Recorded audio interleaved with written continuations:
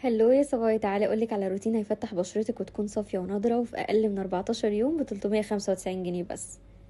اول حاجه غسول ارجنتو كلير. الغسول ده بجد وهم يا جماعه، فيه مضادات للاكسده وكمان مواد تفتيح للبشره زي العرقسوس والشاي الاخضر، وفيه ريتينول وجلايكوليك اسيد، وده بيساعد على حمايه البشره وبيقلل الحبوب واثرها. وكمان هتتخلصي من الجلد الميت عشان وجود الجلايكوليك اسيد فيه، وكمان قلل لي افراز الدهون في بشرتي.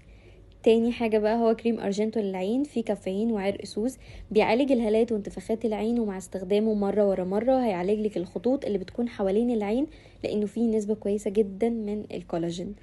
تالت حاجة بقى تحفة كده هو أزها كريم، آمن جدا على البشرة لأنه من مكونات تفتيح طبيعية، ليمون وعرقسوس وتوت وشاي أخضر. كان عندي جزء فيه تصبغ وما كنتش حابة ان انا اعمل له تقشير، فتح لي الجزء ده درجتين في مدة قليلة، ودي اكتر حاجة عجبتني فيه، وبحب استخدمه كبديل للبرايمر قبل الميك اب لانه بيرطب كويس قوي البشرة.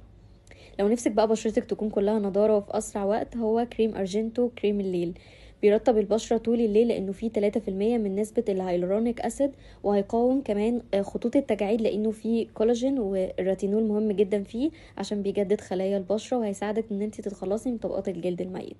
لو عايزه حل بقى نهائي للتصبغات والفيشل اكسبريشن لاينز، هو اسها سي سيرم. هيفتح بشرتك جدا جدا وهيعالج لك البقع البنيه. بستخدمه من 6 ل 8 قطرات، بحطهم على صابع وبدلك بيهم بشرتي كويس، وتصبحي على بشرة نقية.